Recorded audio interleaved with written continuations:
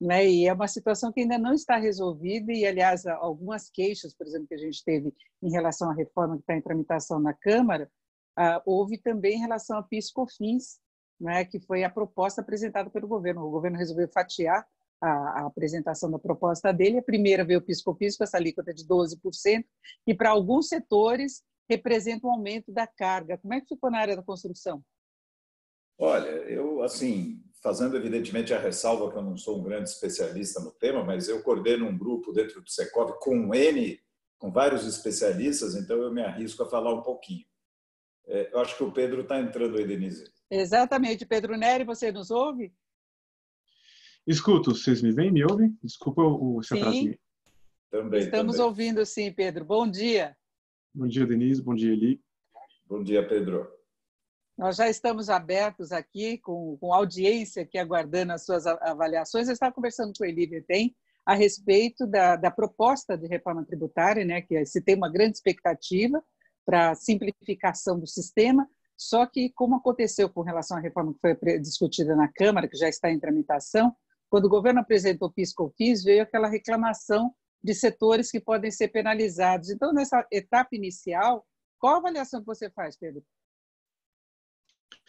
Eu acho assim que, bom dia a todos primeiro, eu acho que chama atenção a proposta do governo em relação ao que a gente já tinha na Câmara, a ausência de estados e municípios, né? Depois o ministro Paulo Guedes disse que eles podem ser incluídos, que o governo só queria fazer uma contribuição, não queria passar por cima do federalismo, mas, de fato, quando a gente fala só de PIS/COFINS e não entra em ICMS, a gente não está fazendo uma reforma tão ampla quanto poderia estar fazendo.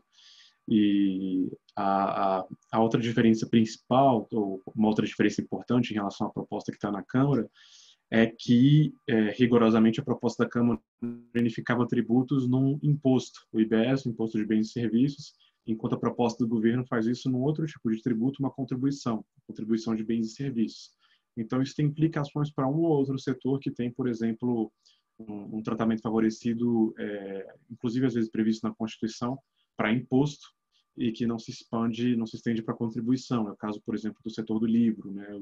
Inclusive o livro didático, que tem a imunidade constitucional, o livro não pode ser objeto de imposto, mas pode ser objeto de contribuição e estaria sendo com a proposta do governo. Então, acho que esses são alguns pontos que chamam a atenção, mas eu destacaria que o principal mesmo é a gente não ter o ICMS nessa reforma do governo a princípio, né? Agora, as ideias não são excludentes, né? Porque o próprio Paulo Guedes, ministro da Economia, ele salientou que depende do Congresso unificar mais tributos. Ele não está querendo mexer nesse vespeiro do ICMS, mas a gente devia ter uma disposição dos governadores em discutir isso, né? Teve uma proposta que foi apresentada pelas secretarias da Fazenda, até incluindo o ICMS, eles querem saber só como vai ser o gerenciamento, mas até para os estados é difícil lidar com o ICMS, né? E tudo isso é tão difícil, Denise, porque o ICMS é o tributo que mais arrecada no Brasil, né? Ele, em valores, ele representa mais do que qualquer tributo federal, do que a própria contribuição previdenciária, ou do que o imposto de renda. Então, sempre mexendo no ICMS vai gerar receio de estados, de capitais, principalmente aqui no caso dos estados de perder arrecadação. Então, eu acho que essa é boa parte da polêmica. Na proposta que estava na Câmara, a PEC 45, do deputado Baleia Rossi, que foi mentorada ali pelo economista Bernardo Api, havia uma transição, né? Então, uma forma ali de talvez minimizar esse receio de que houvesse uma perda súbita de recursos por parte de algum ente. Então, a expectativa fica sendo essa, né? Eventualmente da inclusão dos estados na proposta de reforma tributária, para que essa unificação de alíquotas, essa simplificação ganhe potência, né? Agora, Pedro, na sua avaliação, qual seria a melhor opção? Porque a gente tem até uma comissão mista que está tentando englobar aí a proposta em tramitação no Senado, que tem um diferencial aí nessa unificação de tributos, deixa algumas isenções, né? Tenta compatibilizar esses interesses, preocupação com determinados segmentos, até taxação de cesta básica, que foi um ponto muito colocado. Na sua opinião, qual seria a melhor alternativa hoje para a gente ter, de fato, um sistema tributário mais favorável para a atividade econômica, para atrair investimentos, simplificar o sistema? Olha, eu acho que é muito importante que a gente consiga incluir o ICMS, seja qual for a proposta, porque esse, a gente sabe, é um modelo que a gente não vê em outras federações, né? Ter um tributo tão relevante sendo cobrado de forma diferente por 26 estados e mais o Distrito Federal, a gente incorre numa série de problemas. Um dos mais conhecidos é a guerra fiscal, né? A tentativa de cada estado atrair investidores para a sua região, reduzindo de alguma forma o recolhimento do ICMS. Do ponto de vista da atividade econômica, isso muitas vezes não vai ser ideal, pela teoria econômica, pela evidência empírica. A gente quer que a escolha de investimento seja baseada na localidade em que os insumos os insumos de qualidade estão mais prontamente disponíveis, em que existe mais capital humano, em que existe mais conhecimento, mais know-how. E tudo isso, essa logística, digamos assim, é distorcida quando a escolha acaba sendo, eu vou para onde tem menos ICMS. Então, se a gente imaginasse, vamos poder falar, Vale do Silício nos Estados Unidos, que a gente sabe que concentra empresas de tecnologia e tal, exatamente esse tipo de concentração, de aglomeração, de especialização que a gente quer que um sistema tributário não distorça, né? Seria muito difícil você ter um Vale do Silício no Brasil, porque cada uma, na verdade, cada empresa ia para algum lugar, seduzida por alguma promessa de ICMS, e você nunca ia ter aquela aglomeração, aquela potência de conhecimento que isso permite. E um outro ponto que é muito importante, Denise, é a gente ter uma tributação que não seja cumulativa, né? Que não onere mais o produto que é feito que passa por várias etapas e várias empresas, em relação àquele produto mais simples, ou, por exemplo, um serviço, ou que é feito numa empresa só. Essa é uma outra força que é muito importante do desenvolvimento econômico, né? A especialização. A gente quer que cada empresa produza aquilo que faz melhor. Então, se a gente, usando de novo um exemplo de tecnologia, se a gente olha o nosso celular, a gente vai ver que, por exemplo, uma Apple, uma Samsung, ela não produz em si o celular, mas ela gerencia dezenas, talvez centenas de contratos. Cada pecinha é produzida por um fornecedor diferente.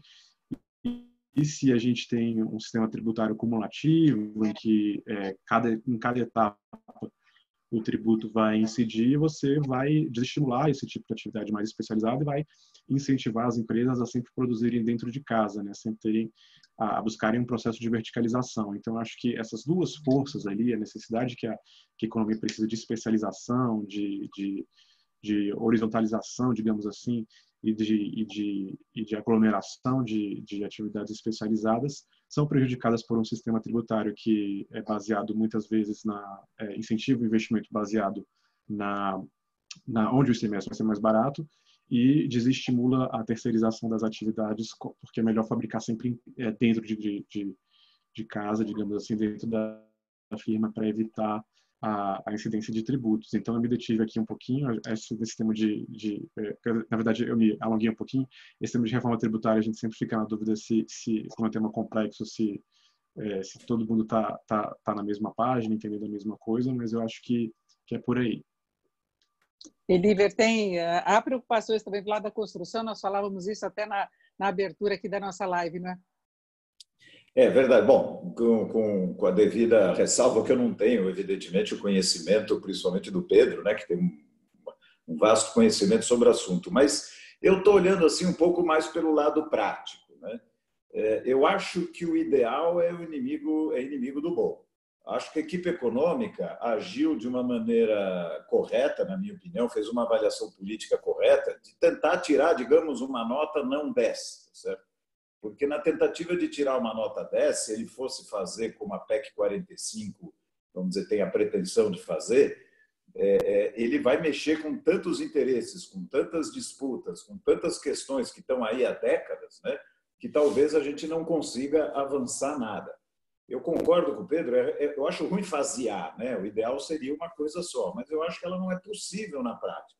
Então, a equipe econômica introduziu essa proposta que eles têm ali, que no nosso entender, ela é boa, ela não é ruim, ela está longe de tirar nota 10, tá certo? Mas ela é um avanço bastante grande, porque ela coloca, vamos dizer assim, alguns setores que hoje não pagam absolutamente nada para dentro do sistema, tá certo? Ela preserva as empresas que estão no Simples, ela preserva uma série de categorias ali. Claro que toda reforma tributária, né, Pedro, alguém ganha e alguém perde, né? Não tem muito como agradar a todo mundo, é uma coisa inviável. Mas eu acho, assim, particularmente, que ela é um avanço muito grande, né, essa proposta do governo. Ela tem uma alíquota que faz sentido para o setor produtivo imobiliário. Claro que na construção, por exemplo, tem um impacto maior do que na incorporação imobiliária, né? Nos aluguéis para pessoa física também pode ter um impacto um pouco maior. Mas ela está bem equilibrada na nossa visão, ela não é ruim, merece alguns ajustes, merece algumas coisas. Eu não entendo direito qual setor, evidentemente, sei lá, uma cesta básica. Eu confesso a minha ignorância, não sei o impacto, se atingir, tem que corrigir. Eu acho que o governo está disposto a ouvir. Mas, grosso modo, eu não achei ruim, não, eu achei boa. Já a PEC 45, a gente tem algumas restrições bastante grandes, a começar pela alíquota, né? Uma alíquota aí na casa de 20%, 25%, como se pretende. Se nós estamos reclamando agora da proposta do governo, nós vamos reclamar muito mais. Tem setores aí, como serviços, por exemplo, que vão se arrepender de ter nascido se a PEC 45 passar do jeito que está. Ela é muito desastrosa, na nossa opinião, para a economia. Então, eu acho que o governo agiu bem, a equipe econômica agiu bem em fazer algo que seja possível. Pedro tem toda a razão, o ideal era fazer uma coisa que incluísse esse ICMS, evidente, é uma distorção absurda, né? Não tem pé nem cabeça esse tipo de coisa. Mas está aí, né? Está aí há muitos anos e a gente não vai conseguir mudar isso da noite para o dia. Já a PEC 45, pela extensão, pela pretensão dela de mexer com muitos interesses de Estado e município, eu julgo ela politicamente bastante difícil e a alíquota que ela propõe é assim bastante ruim para o setor produtivo. E só para complementar, esse período, digamos aí, de carência que ela coloca, né, a PEC 45, que acho que é 10 anos, na verdade ela é muito ruim porque justamente o principal tema, que é a simplificação, durante uma década ela piora a situação atual, porque nós vamos ter o sistema atual e mais o da PEC 45 andando juntos. Então, para as empresas, é um horror esse negócio dos 10 anos, né? Porque, na verdade, é mais trabalho. A gente estava imaginando diminuir a quantidade de burocracia de trabalho e não é o que a gente vê na prática. Pedro? Não, eu entendo muitos pontos do Eli, estava até pensando aqui Tem uma frase que aprendi outro dia, que é atribuída ao presidente Obama, justamente quando tinha alguma questão que havia frustração. Olha, essa não é ideal, mas a gente avançou um pouquinho, teve esse avanço incremental. Ele dizia que better is good, quer dizer, melhorar é bom. Então, assim, não vamos... Olha, é better, tá avançando. Então, eu acho que isso vale não só para a tributária, mas vale para várias outras propostas. A gente viu muito isso na Denise ao longo dos últimos anos. Fez uma reforma tributária, mas vinha a gente, olha, mas não reduziu o custo, não desonerou, ainda tem custo elevado para demitir, para contratar, olha, melhorou. Né? Reforma da Previdência também, não entrou todo mundo, não entrou militar, não entrou estados e municípios, avançou em algumas coisas. Também, olha, melhorou um pouquinho. Então, eu entendo, acho que esse desafio de reformar, a gente sempre pode esbarrar num muro aí se a gente tentar avançar com uma ideia muito ambiciosa e não com uma ideia que às vezes poderia ser menor e menos ampla e ser mais efetiva. E acho que tem uma outra questão que vai vir nesse debate que é muito importante, e acho que talvez seja importante para o setor, que é a questão da desoneração da folha de pagamento, especialmente do primeiro salário mínimo. Né? Isso se fala muito. A gente sabe que, como o Eli falou, o governo fala em uma reforma faseada, né? Fazer essa reforma tributária em fases. E sempre quando alguém fala, vamos fazer primeiro isso, depois aquilo, a gente lembra eu gosto de lembrar daquela coisa que os nossos pais falam para a gente, na volta a gente compra, né, que então sempre passa isso, não, sei lá, isso aí a gente vai fazer depois, na volta a gente compra, mas nesse caso a gente sabe que o ministro Paulo Guedes especificamente tem uma convicção muito grande com esse assunto do emprego, da informalidade, dos efeitos deletérios que uma tributação muito pesada da folha tem. Então, esse é um tema essencial nessa discussão mais para frente, e o diabo está numa fonte de arrecadação que compensa essa perda, né? Porque no âmbito federal, a contribuição previdenciária, por exemplo, é mais importante para a arrecadação do governo do que o próprio imposto de renda. Então, se recolhe muito dinheiro, centenas de bilhões de reais com a contribuição sobre a folha.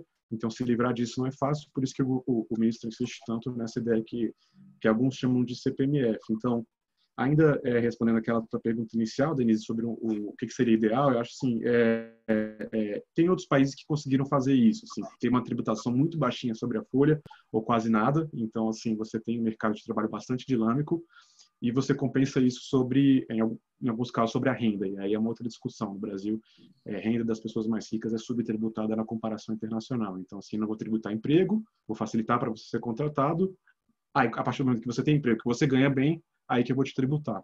Então, essa é uma outra discussão que vai ser necessária mais para frente.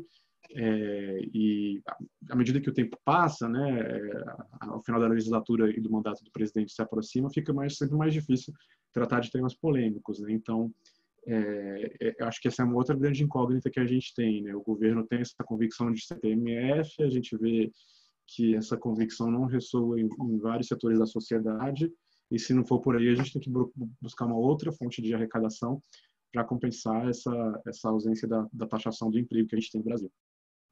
Agora, Pedro, o governo joga com essa ideia exatamente para tentar estimular a discussão sobre desoneração da folha, porque quando há reclamações em relação ao aumento da carga relacionada a essa unificação de PIS e COFINS, ele fala, não, mas a gente está pensando na desoneração, só que aí o governo vincula a taxação sobre transações digitais, que seria essa espécie de CPMF, para ele casar. A gente não sabe exatamente se batem as contas, eu não sei se você já fez essa relação para ver se, de fato, que o governo fala de uma alíquota de 0,2%, que daria 120 bilhões, ou 0,4%, que daria o dobro, e ele quer tirar o Renda Brasil também dessa mistura toda.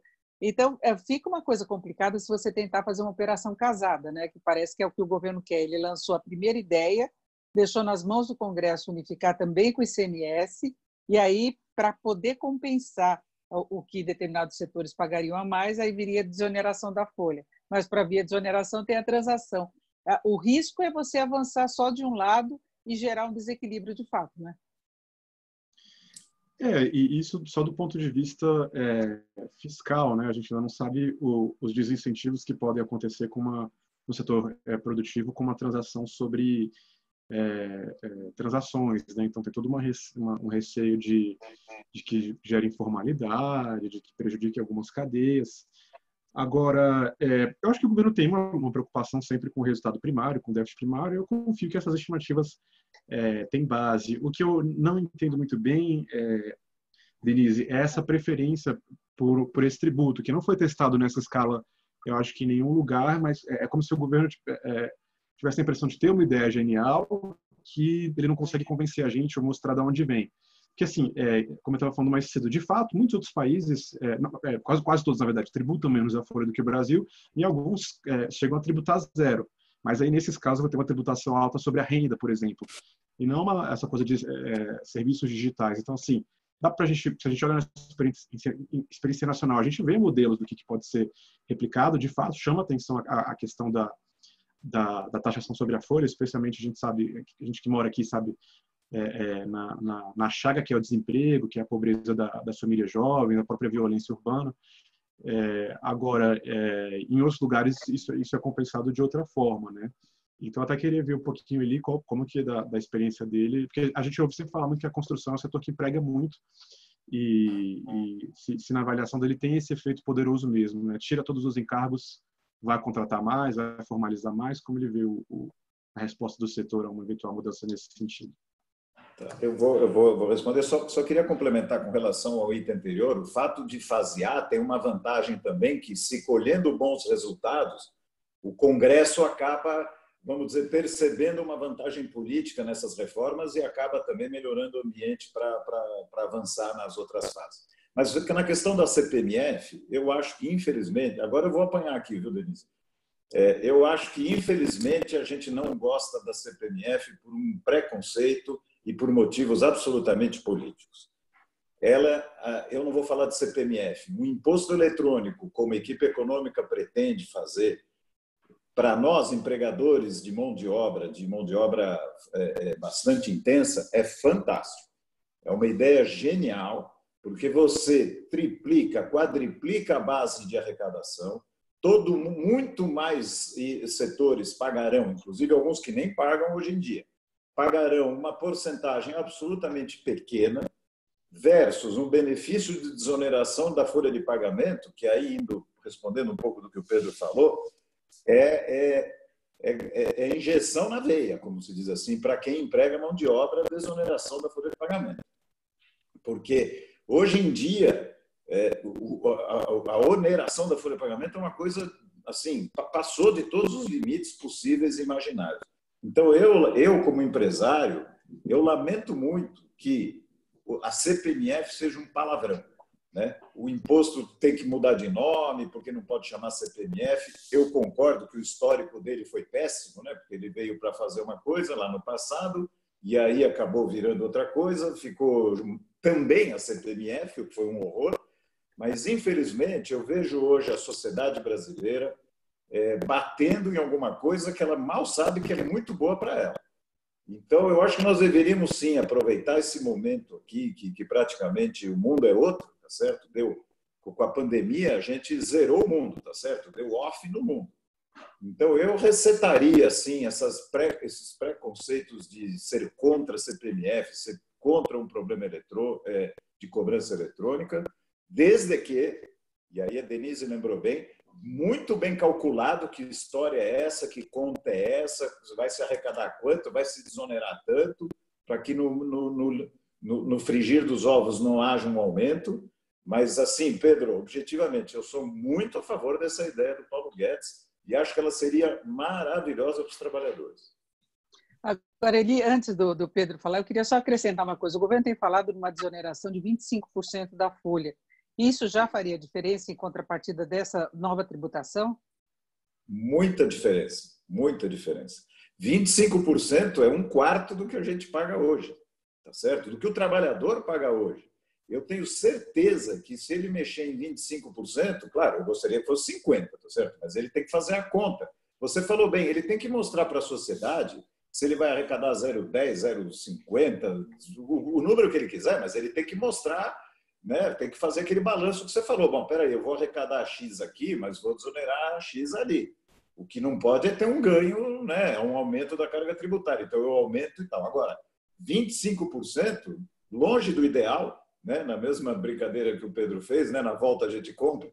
Mas, assim, eu acho que o benefício que a sociedade vai perceber com essa primeira fase da reforma tributária, mais um corte de 25%, eu não duvido que em algum dia, porque isso aumente para 30%, para 35%, porque o setor político vai perceber, e o político, né, Pedro, tem muito essa sensibilidade, ele vai perceber que esse tipo de coisa dá voto, porque as pessoas vão gostar, a sociedade do trabalhador vai gostar dessa história, ainda que hoje ele não compreenda, e ainda que hoje a imprensa, não toda, mas a imprensa em geral bate assim como se fosse um palavrão. Você fala CPMF para xingar a mãe, tá certo? Eu acho que a gente devia ter a ousadia, a coragem de pensar um pouco melhor sobre isso, abrir mão de certos preconceitos e pensar o seguinte, bom, o que é bom para o Brasil? Eu acho que a CPMF, com 25% de desoneração, dentro daquela conta equilibrada de não arrecadar mais, eu acho fantástico para o Brasil. Pedro, por favor. Eu queria fazer um adendo. A Denise falou dessa proposta de redução linear de 25%. A gente também ouviu falar de uma, ainda que o impacto seja mais ou menos de 25%, de que ela seja de 100% só para o primeiro salário mínimo, né? Então, eu tenho a impressão que para alguns setores, acho que talvez a construção, que contrata muito jovem mais pobre, isso pode ter um efeito ainda maior, né? Então, eu acho que é uma maneira mais inteligente de desonerar, de fato, né? Livra o primeiro salário mínimo, ou o primeiro salário mínimo e meio, quem ganha mais não vai ser tão beneficiado, mas para contratar um trabalhador de menor produtividade, menor escolaridade, pode ser muito, muito interessante, né? E tem uma questão interessante, porque em São Paulo, evidentemente, que ninguém ganha salário mínimo na construção civil, certo? Mas o São Paulo não é o Brasil, né? O Brasil é maior que São Paulo e tem outras realidades. Para a camada, para o trabalhador mais humilde, vai ser assim, Denise, esses 25%, essa isenção sobre um salário mínimo, que se for uma escala, vamos dizer que o cara ganhe 2, né, Pedro? Até o cara não pague nada, e aí tem 25 sobre a diferença, seria melhor ainda, porque aí pegaria também os estados mais ricos. Mas como o Pedro lembrou, para uma pessoa que ganha um salário mínimo, o cara não vai entender o que aconteceu na vida dele. Ele vai ganhar muito mais, vai ter muito mais emprego para ele. Vai ser uma coisa assim, vai ser um choque o resultado de uma brincadeira dessa. Agora, Pedro, do ponto de vista econômico, do peso da carga para toda a economia, você vê impactos tão negativos assim na criação dessa transação? Porque do lado do governo, eu acho que dá até para entender, porque é um tributo muito fácil de você arrecadar. Aquela história pode até estimular determinadas operações aí fora do sistema para tentar escapar. Se falou muito disso na época da CPMF, de você estimular a informalidade, mas do ponto de vista econômico, trocando tudo isso, você acha que teria esse impacto? Porque é um imposto regressivo, ele é acumulativo, mas em termos gerais, como é que você vê a situação? Pois é, eu acho que tudo depende de como é que ele vai ser implementado, né? Eu acho que, do ponto de vista ali, da burocracia da Receita Federal, a gente sabe que alguma proposta assim está sendo estudada desde o governo da presidenta Dilma, né? Da presidente Dilma Rousseff. Ainda na época do Joaquim Levy, a gente tinha, acho que ela se chama CSS, Contribuição para a Saúde, alguma coisa assim, e isso é até bem interessante. Se a gente olha o último ano do governo da Dilma, no início de 2016, ela foi ao Congresso trazer pessoalmente a mensagem presidencial com as perspectivas para o ano, e ela destaca muito 2 temas ali, que ela, como saiu, não implementou: reforma da Previdência e CPMF. É até engraçado a gente voltar agora para 2020 e ter o ministro Paulo Guedes falando tanto, o que o ministro mais defendeu nesses últimos anos foi justamente a reforma da Previdência e CPMF. Então, eu confio que existe algum antídoto previsto para, por exemplo, a acumulatividade, você não atrapalhar setores que têm muitas etapas, e tudo mais. É por isso que eu digo que, Denise, que parece que tem uma coisa que o governo está pensando que não está claro para todo mundo, porque todo mundo tem essas preocupações, mas não é possível que essas também não sejam as preocupações do governo, né? Todas essas restrições o governo acredita, sabe que existe, né? Então tem alguma coisa que ainda não tá clara, né? Sobre o que seria, e talvez a própria proposta lá dentro ainda não esteja super costuradinha. A gente sabe que o governo tem uma equipe muito boa, tanto de efetivos que já estavam aí antes, quanto de novos assessores, no caso da tributária, a própria Vanessa Canedo. Então, eu acho que deve ter mais. Assim, pela minha experiência ali daquele debate de reforma da Previdência, a gente vê que muitas vezes a percepção dos jornais, da sociedade, tem filigrana, assim, que tem, digamos, notinha de rodapé que a gente tem que explicar. Eu confio que esse vai ser o caso nesse tipo de tributo, porque não é possível que a ideia seja só essa, né? Se você me permite, Denise, Claro. eu queria 2 coisas eu queria falar. Primeiro, evidentemente, a gente tem um governo que infelizmente se comunica mal, né? E muitas vezes se expressa mal também. Tem a questão desse litígio aí do presidente com a imprensa, que vira e mexe provocações aí de lado a lado, não estou aqui. Isso dificulta muito, né, Pedro, que se explique até coisas boas, né? Agora, tem uma coisa que eu não consigo compreender, né? Quer dizer, aonde que a CPMF vai aumentar a informalidade? Eu penso justamente ao contrário. Eu vou comprar um sorvete aqui para minha neta na praia, já estou pagando com a maquininha um sorvete de R$5. Tá certo? Essa maquininha vai depositar na conta do sorveteiro lá no banco, tá certo? Vira tudo transação eletrônica. Faz muito tempo que eu não recebo uma folhinha de cheque, nem mando buscar um dinheiro no banco. Tá certo? Então, eu acho que justamente, eu não gosto de falar CPMF, imposto eletrônico, ele justamente acaba com essa brincadeira de informalidade. Ele diminui mortalmente. Agora, é claro, o sujeito que pratica crime, ele vai continuar praticando crime, não vai ser a CPMF que vai deixar ele praticar crime. Mas se esse criminoso tiver a audácia de depositar o dinheiro no banco, ele também vai pagar. Você tá entendendo? Não quero que ele pague, eu quero mais que ele vá preso. Então, eu não consigo compreender por que as pessoas falam que a CPMF, ou o imposto eletrônico, aumenta a possibilidade de não pagamento de imposto. Eu penso justamente ao contrário. As operações com dinheiro, né? Na verdade, ela pega uma fatia muito maior das transações, porque agora até os ambulantes usam a maquininha, né? E o comércio eletrônico tem crescido muito. Denise, agora, comprei sorvete para minha neta na praia com o passeio em celular. qualquer lugar agora. Acabou, é outro planeta. Daqui a pouco não tem mais dinheiro. Não sei nem por que fizeram essa nota de 200. Deviam acabar com o dinheiro. Aí, auxílio emergencial. Então, Pedro, mas você acha que é aceitável essa transação, essa tributação? Agora, eu queria lembrar que o próprio governo talvez não saiba exatamente qual seria o tamanho dessa taxação, porque ele falou ao mesmo tempo da alíquota de 0,2, mas poderia ser de 0,4. Aí teria o dobro e ele gostaria de pegar o dinheiro para ter o Renda Brasil também, além da desoneração. E teria a taxação também sobre dividendos de pessoa física, e o governo planeja mudanças no imposto de renda, alteração de alíquotas. Então, é um plano bastante amplo do governo que vai além da proposta no Congresso, que o Congresso quer mais a unificação de tributos federais com ICMS e ISS, mas o governo pensa também nessa questão da desoneração e imposto de renda. Pedro, dá para caminhar tudo junto? É um desafio, né? Em relação acho que o argumento é justamente da preocupação da informalidade, é justamente que o ambulante vai deixar de querer usar a maquininha, porque ele vai ganhar mais se ele receber dinheiro e as pessoas também vão pagar menos. Essa é a teoria. Agora, tem uma outra questão, às vezes, que o governo fala aí, que também não está muito claro o que ele quer, quando ele fala de tributação de serviços digitais. E essa, de fato, é uma preocupação que existe, é um debate que está acontecendo em países como a França, a Áustria, no próprio âmbito da OCDE, que parte dessa questão muito interessante. A gente tem essas grandes empresas hoje, as de maior lucro, de maior tamanho do mundo, que não pagam muito imposto nos países em que elas lucram. Então, e aí o desejo de achar alguma forma de tributar elas. Eu estou falando, então, tem um acrônimo que eu achei legal, acho que foi na França ou na Áustria, que apelidaram esse tributo de tributo GAFA. GAFA seria uma referência a Google, Amazon, Facebook e Apple. E a lógica aqui é a seguinte, olha, ninguém paga pelo Instagram, digamos assim, mas eles oferem uma receita altíssima com venda de dados dos usuários, e embora a gente não esteja pagando diretamente por esses serviços, Facebook, etc., essas empresas lucram com base nos nossos dados. Então, assim, o lucro vem dos dados dos cidadãos dos países, no caso dos brasileiros, mas não paga tributo aqui, porque é um novo modelo de economia.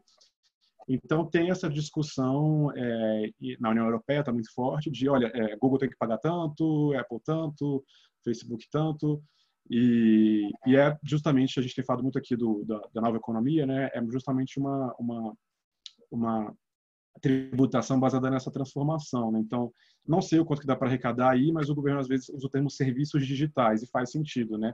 Então, recapitulando, se lucra muito com dados de cidadãos brasileiros, mas pouco imposto se paga aqui, isso vai virar lucro, sei lá, na Califórnia ou em algum outro lugar.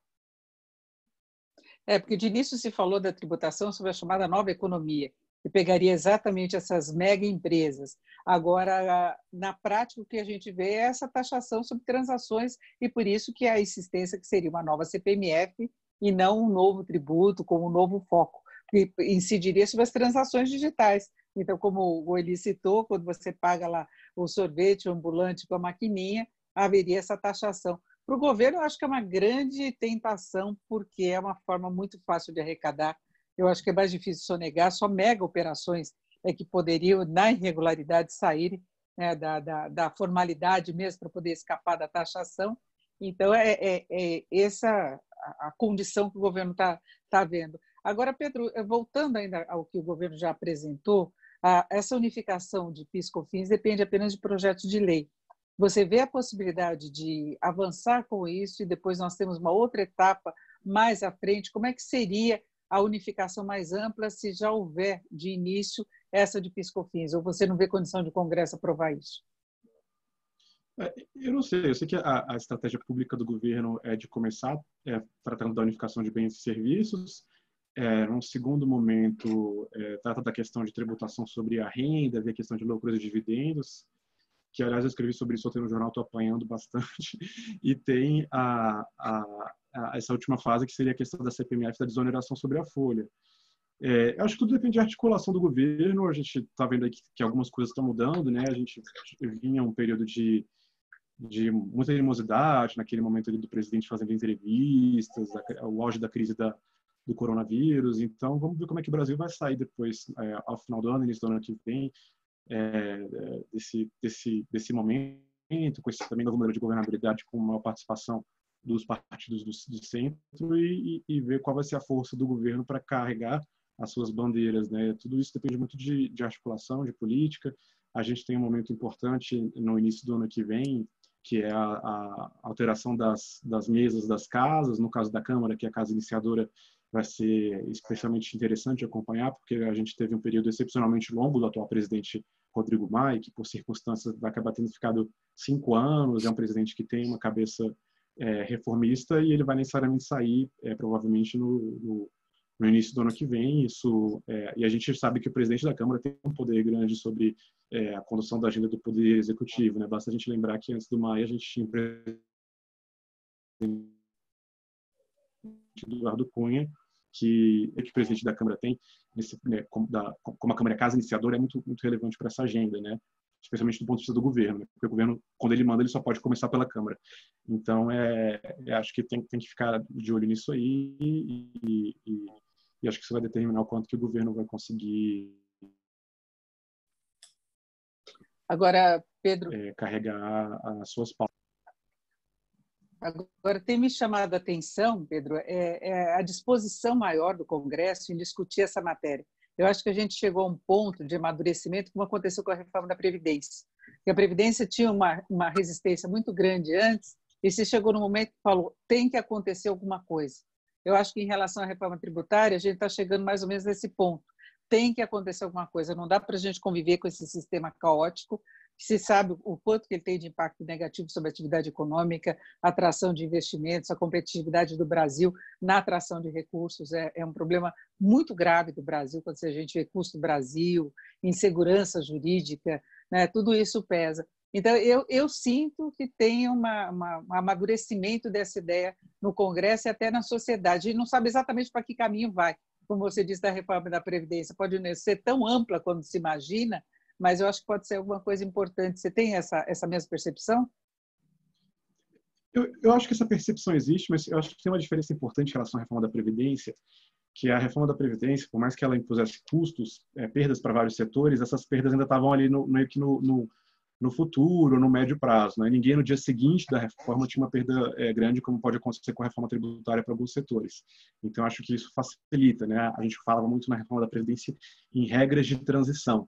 No caso da reforma tributária, como ele falou muito bem, é mais difícil falar de regra de transição, porque você acaba complicando uma situação que já é bastante complexa, né? Às vezes com convivência de 2 regimes ao mesmo tempo. Então, não é tão fácil fazer essa coisa de regras mudarem parcialmente. A gente tem uma regra inicial, depois outra, enfim. Agora, eu acho que isso tudo é tão interessante, então, assim, a política muda tão rápido, né? Eu acho que o contra-exemplo aqui foi a reforma trabalhista, né? Não estava se falando muito daquilo na época, de repente passou acabando com o imposto sindical, uma coisa que, sei lá, assim, no início de 2017, a reforma passou ali em maio, junho, alguém falasse, olha, esse ano vai acabar com o imposto sindical, acho que 99% das pessoas iam falar que não, isso não tinha chance de acontecer. E, de repente, passou. Então, eu acho que são fenômenos complexos, de repente, alguma coisa acontece e alguma reforma tributária pode avançar rapidamente, né? Vamos torcer para que avance e que seja uma boa reforma. E ali, do lado dos empresários, certamente tem essa expectativa de que aconteça uma reforma, né? A gente tem sim essa expectativa, mas não é só a reforma tributária, não. Porque não é só... Tem a reforma administrativa, tem uma reforma política, que isso, de fato, vou até falar para você com toda franqueza, mais importante até que a tributária seria uma administrativa e uma política. A tributária dá para resolver, e é só conversar com os grandes especialistas aí do setor, dá para resolver 50% desse emaranhado, dessa tragédia tributária que a gente tem, até sem lei, até por medidas administrativas. Se você fizer um pente fino em todas as besteiras que tem nesse negócio que foi construído aí ao longo dos últimos 50 anos, administrativamente dá para melhorar muito, não é pouco, não. Então, eu acho sim que essa tributária é uma coisa importante, por isso que eu volto na questão. O governo, a equipe econômica foi inteligente quando fatiou, apesar de eu não gostar de fatiar, eu prefiro o que o Pedro falou, algo que já resolvesse tudo, porque politicamente é o que é possível neste momento, né? Não tem condição de mexer agora com o ICMS, tem interesses aí de governadores e tal. E também a questão do imposto eletrônico, que, como eu já falei, eu acho ótimo. Aliás, eu não vejo nada demais em tributar a Google, tributar o Facebook. Qual o problema? A gente fala em tributar essa turma aqui no Brasil, porque, como bem lembrou o Pedro, lá fora eles pagam, né? O que a gente compra, ele paga lá, e é como se fossem vaca sagrada da Índia, ninguém pode tocar nesses caras. Quer dizer, qual o problema de tributar essa gente toda eletronicamente? Tá certo? São empresas de rentabilidade absurdamente alta, então tem que pagar mesmo e tem que pagar aqui, porque a gente compra, né? E a gente não pode esquecer também a questão administrativa e política nessas reformas que são muito importantes para o ambiente econômico. Agora, diretamente à sua pergunta, o setor produtivo ele espera essa modernização do Estado, né? Dessa situação. Não é possível que a gente passe todo o setor produtivo, todo o Brasil real, sustentando ad eterno esse mundo de Brasília, esse mundo irreal, né? 90% não pode trabalhar para 10%, né? Não tem cabimento uma coisa dessa. Exatamente. Agora, a administrativa, né, Pedro, a gente vê que tem politicamente uma resistência e internamente no governo, né? Foi muita decisão do presidente Bolsonaro de deixar engavetado, porque você falando com os integrantes da equipe econômica, desde outubro, acho, do ano passado, eles falavam, na semana que vem a proposta. Então, isso significa que a proposta está pronta, né? Eu acho assim, que a reforma administrativa, em curto prazo, não tem um potencial grande para mexer no fiscal. Eu acho que a gente tem outras medidas que têm esse impacto. Por exemplo, na chamada PEC emergencial, a gente tinha a possibilidade de redução de 25% da remuneração dos servidores com redução proporcional da jornada, e não era uma reforma administrativa, né? Era a tentativa de constitucionalizar, colocar na Constituição algo que já estava na lei de responsabilidade fiscal, mas que o Supremo entendeu que era inconstitucional. E, para além disso, tem um mecanismo também que foi criado na reforma da Previdência, que a União pode adotar, que é a contribuição extraordinária do servidor público, que é uma contribuição temporária de até 20, 30 anos, para estancar o déficit previdenciário dos servidores federais, e aí libera recursos para o governo usar com outras coisas. Aí, acho que reforma tributária, reforma administrativa, acho que precisa de um debate maior para a gente entender assim, o que faz, o que a gente precisa fazer para ter um Estado eficiente. Assim. Por muito tempo a gente pensou, olha, remunerar melhor quem manda bem e mandar para fora quem não trabalha bem. Mas isso no setor público não é tão simples de fazer. Né? Então, eu acho que a gente tem que pensar algumas outras coisas, talvez rever o instrumento do concurso público, que eu não sei se é o melhor jeito de você trazer quem quer realmente servir. Né? Então, assim, se a gente pensar que pega o concurso público, um cara que trabalhou 20 anos numa ONG, ia na periferia, tem super uma consciência social, quer servir, tem essa cabeça de servo mesmo, digamos assim, isso não conta nada para o serviço público, vai contar quem acertar mais ali as questões. Né? Então, eu acho que a gente precisa de um pouquinho de imaginação para a reforma administrativa, sem prejuízo de medidas de alto impacto que podem ser tomadas em curto prazo. Eu acho que é uma discussão que a gente vai ter que fazer, são cerca de 200 bilhões de reais que só a União gasta com a folha de pagamento dos servidores em atividade.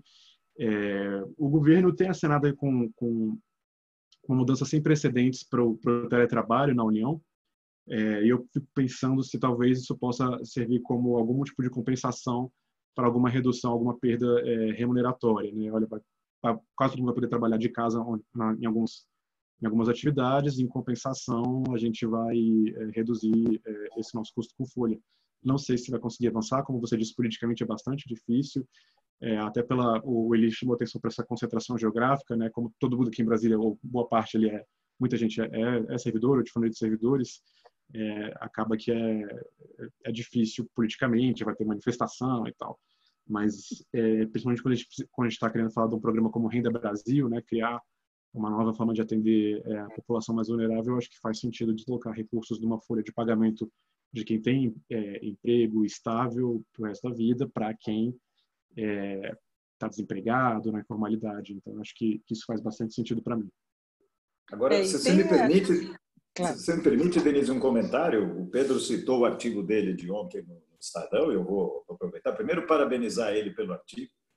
Fantástico artigo. E olha como as coisas são. Quer dizer, ali naquele artigo está colocado uma situação que, na prática, até os advogados, vamos falar assim, não tem este grande problema, porque a maioria dos clientes dos advogados são jurídicas, tá certo?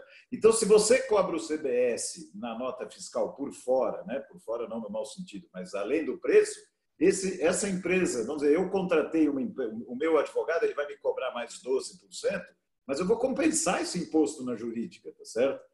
Quer dizer, é zero o efeito. E aí, no entanto, você tem aí um setor que reclama como se todos os advogados do Brasil vão ter um aumento de custo. Não é verdade. Então, você veja como a narrativa é totalmente distorcida da realidade. Então, um grande articulista, um grande economista, um grande jornalista como o Pedro escreve uma verdade absoluta e é obrigado a fazer o comentário que agora estou levando o pau no dia seguinte, sem que ninguém conte que o cara não vai pagar aquele imposto. Então, que interesse ele defende? O que está por trás dessa gente que reclama? E eu tenho, para nós, que a gente não devia pensar na Google, nem na construção civil, a gente tem que pensar no Brasil. O que é melhor para o Brasil? Tá certo? O nome é CPMF. É bom para o Brasil? Faça! Pedro, é a situação que se coloca, né? Você, de repente, tem um imposto que em muitos países deu errado, mas que pode dar certo da complexidade do nosso sistema tributário, né? Mas em muitos países deram certo, né, Pedro? Não é todo mundo que tem péssimas experiências no imposto eletrônico, né? E tem muito país adotando agora, voltando atrás e refazendo, né? Em primeiro lugar, queria agradecer as palavras gentis do Eli.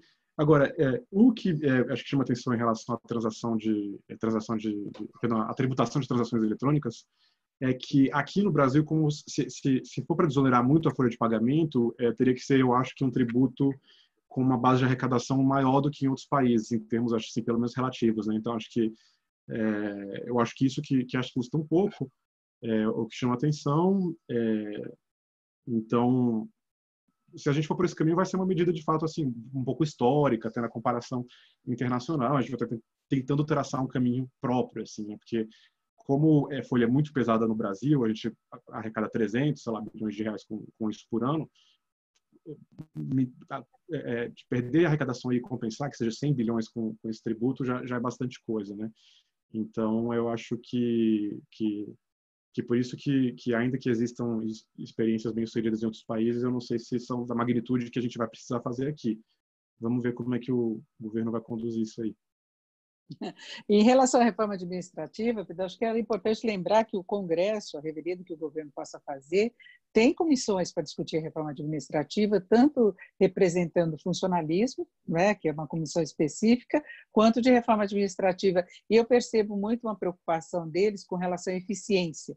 Mesmo que se garanta estabilidade, que se consiga com o concurso, é a forma de o funcionário ser avaliado, é você respeitar teto, né, o limite de salários, que é um grande problema que você tem no Brasil, que ultrapassa o teto, você tem uma camada super privilegiada, você tem excesso de pessoal em algumas áreas, inclusive o pessoal que trabalha diretamente com os parlamentares, a quantidade de pessoas que está junto com eles, e a dificuldade de você transferir as pessoas de um setor para outro. Né? Então, você passa no concurso para aquela área não está precisando, e às vezes a pessoa não está adequada para aquilo, ela tem uma competitividade relacionada a outra atividade e tem essa dificuldade de mobilidade. Eu percebo eles muito preocupados com isso, mais do que reduzir o tamanho todo do funcionalismo, é buscar eficiência, o que também seria muito bom. Né? É que na hora que buscar eficiência, você vai perceber que pode mandar embora 30%, 40% que não vão fazer a menor falta. Né? Eu não quero que ninguém seja mandado embora, mas eu acho o seguinte... De novo, 90%, 95% da população não tem que se submeter a 5% da população. Que o Estado é ineficiente, não precisa nem fazer grandes contas, é óbvio ululante, é só olhar o que está acontecendo. Você paga guarda na porta, você tem que ter polícia, você tem um monte de coisa que é imposto. No seu condomínio, por exemplo, quando você contrata uma empresa de segurança 24 horas, é um imposto. Porque você não tinha que contratar empresa de segurança, tinha que ter segurança pública, por exemplo. Certo? Então, eu acho que o Brasil tem que avançar. Talvez é como o Pedro falou, não vai dar para resolver tudo, mas, de novo, o ótimo inimigo do bom. Vamos fazendo, vamos avançando. Né? E tem que ser uma política de Estado, né, Pedro? Não pode ser de um governo, tem que ser uma coisa de Estado. Né? Eu acho que a Denise tocou num ponto interessante. Né? Você falou, Denise, do tal do desvio de finalidade, que é o termo para... A pessoa fez concurso para uma área, é muito difícil trocar ela. Né? E eu vi um exemplo que eu não sei se é verdadeiro, mas que é muito interessante. Antigamente, o INSS, talvez ainda o INPS, tinha creches e tinha o concurso ou contratava de alguma outra forma, mas, enfim, era servidor estável para o resto da vida, a tal da recreacionista. e que a União ainda tem essas servidoras, tentou lotar em alguns outros lugares, algumas pessoas toparam, continuaram com salário e tal, foram trabalhar com outra coisa, mas teve gente que conseguiu na justiça o direito de só trabalhar como recreacionista.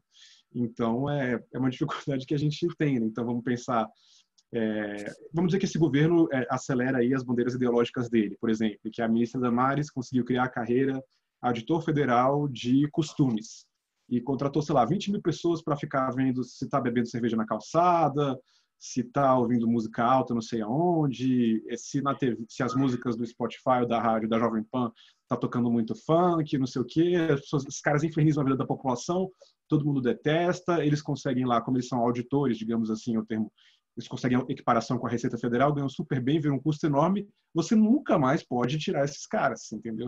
Dando esse exemplo extremo. Vamos dizer que elege o Boulos, presidente da República em 2022. O Boulos não tem poder de demitir os auditores da Damares, de reduzir salário, de nada, porque ele é vitalício e não pode usar para outra coisa. Então, no máximo, pode deixar sem trabalhar recebendo. Então, são essas dificuldades. Assim.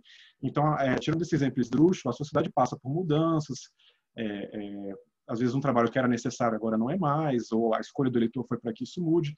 Então, são essas dificuldades, de fato, que a reforma administrativa vai ter que contemplar enfim, acho que é por aí. Quer ver um bom exemplo disso que o Pedro... Não, posso dar um bom exemplo do que o Pedro falou? Eu tenho um também depois. Qual é o único lugar do Brasil que você encontra sensorista e datilógrafa? No setor público. Não existe mais essa profissão de datilógrafo nem ascensorista. Você entra num elevador, numa repartição pública, tem alguém dirigindo aquele negócio. Você está entendendo? Quer dizer, é um absurdo. Só lá tem, né, Pedro? Agora, eu ia falar desses exemplos. Eu fui fazer uma palestra em Porto Velho e a gente estava falando de desemprego da região, que é uma cidade muito pobre, se pegando mesmo como capital, muito pobre, né? E eles têm uma quantidade enorme de funcionários públicos ainda, de quando era território, né? Então eles mudou a classificação, entrou como estado e o pessoal ficou lá e não tem mais aquela função administrativa que tinha anteriormente. Então as pessoas continuam ganhando, acham uma função lá, mas não tem a função que tinha anteriormente pelo controle do governo federal, né? Então as pessoas ficam lá e não tem o que fazer. Só na hora que for aposentando é que vai saindo e tem a estabilidade. Então, são algumas coisas que permitiriam. Esse pessoal poderia ir para outro lugar. Eu já vi dificuldades, por exemplo, de governo de alterar, mudar um órgão, por exemplo, que está no Rio de Janeiro, passar para Brasília para ficar vinculado ao Ministério. Nessa mudança toda, você teria um problema imenso com relação ao funcionário, porque ele não obrigatoriamente teria de mudar para Brasília. Então, você ficaria com uma estrutura de um lado e outra estrutura. Então, são problemas aí de Brasil, para o Brasil ser mais funcional, né, eficiente e competitivo, né, Pedro? Eu acho que é isso. Muitos desses temas de reforma administrativa, na verdade, já estavam pautados ali nos anos 90, né, na emenda 40, que foi liderada pelo ministro Bresser Pereira, que hoje é até visto como um cara de esquerda, né? Então, se a gente recupera muito do que esse cara, que é considerado um cara de esquerda, estava apresentando lá nos anos 90, ainda quase tudo é relevante. Então, o que ele queria era limitar, de fato, a remuneração ao teto. A gente ainda não conseguiu fazer isso, principalmente nos estados. Na União funciona mais ou menos bem, e nos estados e nos municípios. Então, para regulamentar isso, bastaria uma lei, não precisa nem de emenda à Constituição. A gente tem pouco um instrumento que ele queria que a gente usasse mais, que é uma espécie de terceirização, deixar com cargo efetivo, estabilidade, apenas aquelas funções que não têm contraparte no setor privado, por exemplo, sei lá, um auditor do TCU, e para o resto você ter organizações sociais prestando serviço. Isso ainda é um tabu, assim, é muito difícil avançar nisso, mas é muito interessante ver que a própria avaliação dos servidores públicos, a previsão de lei para avaliá-los, vem lá desde 97, 98, está na Constituição, basta uma lei. Tem uma proposta tramitando no Senado, nenhum governo ainda enviou recentemente uma nova proposta, mas são termos que já estão na Constituição, por exemplo, o servidor pode ser desligado por insuficiência de desempenho, termo que se usa. E a gente não consegue avançar, né? Vamos torcer para que a gente consiga fazer isso agora no pós-pandemia. A gente vê que a área do Webel, por exemplo, no Ministério da Economia, vem tentando alguma forma de gerenciar essa questão da eficiência, até internamente, até dos integrantes da cúpula do governo, né, que eu até já brinquei com ele que é muito difícil você avaliar a qualidade do serviço, por exemplo, de um ministro, de um secretário, mas eles querem chegar nesse nível, né, de avaliação. Seria isso, buscar eficiência, né? Porque eu acho que até do ponto de vista do funcionário público seria uma coisa importante você ter essa avaliação correta, porque quando você fala em funcionalismo tem um preconceito total no país, né? Que é um cara meio encostado, que é o cara que ganha muito, que tem emprego vitalício, e na verdade a gente sabe que tem muitas áreas que ganham pouco trabalham demais, né? Quando você pega, por exemplo, pessoal de saúde, quando você pega professores, né? E as pessoas precisariam ter uma redistribuição. E aí tem aquele cara encostado mesmo que ganha muito. É profundamente injusto com o bom servidor esse sistema atual, né? Ele deixa o sujeito com essa pecha de ruim e ele ganha pouco porque, na verdade, ele é prejudicado. Então, na hora que a sociedade entender isso, eu dou um exemplo, não sei se é verdade, mas o Pedro pode confirmar, que parece que mais de 50% da folha de pagamento, por exemplo, da Polícia Militar de São Paulo vai para 20% de oficiais aposentados. E o guardinha, coitadinho, que vai para a guerra todo dia defender a gente, a família, não sabe se volta, ganha lá uma merreca, tá certo? Quer dizer, essas distorções, eu acho que se a sociedade conseguir entender o que se ganha com isso, primeiro, o bom servidor público, ele vai apoiar, porque ele vai ser valorizado, ele vai ganhar mais, ele vai ser reconhecido, e eu acho que todo mundo ganha. Agora, o processo político disso, o Pedro é craque nisso aí, pode falar. Eu imagino que seja bem difícil, né? Exatamente. Eu já queria passar para o Pedro para a gente ver as considerações finais. Estamos chegando ao final da nossa live, Pedro. Então, eu queria falar em termos de perspectiva geral. Nós falamos de várias reformas, de uma remodelação aí do Estado, das estruturas aí na área tributária, administrativa. Você vê uma perspectiva favorável a curto e médio prazo? A gente tem urgência, na verdade. Eu acho que você usou uma palavra muito feliz, urgência, né? Então, assim, eu acho que a necessidade a gente vai sair com déficit elevado, com a dívida elevada, com uma demanda social nova, que é o pessoal que recebeu auxílio emergencial e pode agora reivindicar participar do orçamento público, né? A gente que recebia quase nada do orçamento, e essa necessidade de buscar formas de consolidar o emprego formal depois da crise. Então, acho que essa pressão, a dívida alta, por um lado, o outro, a necessidade de buscar alguma forma de custear o Renda Brasil ou outro benefício, e a necessidade de desonerar a folha, acho que são esses três, digamos, vetores que vão empurrar a gente para ter essas discussões, né? Dá para manter esse privilégio tributário aqui, dá para manter esse privilégio do servidor ali, e eu tenho a esperança de que essa questão histórica que a gente está vivendo agora, espero que passe logo, permita que a gente reveja esses traços crônicos que a gente tem de ineficiência, de distorção, de privilégio, tanto do ponto de vista do gasto quanto do ponto de vista da arrecadação do Estado, né? Vamos torcer. Eli?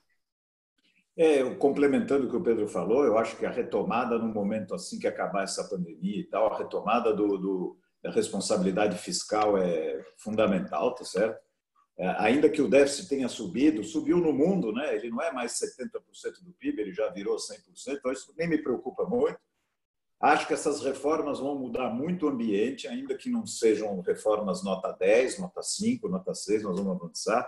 E eu lembro sempre, eu acho que as manchetes do jornal daqui um ano, tá certo?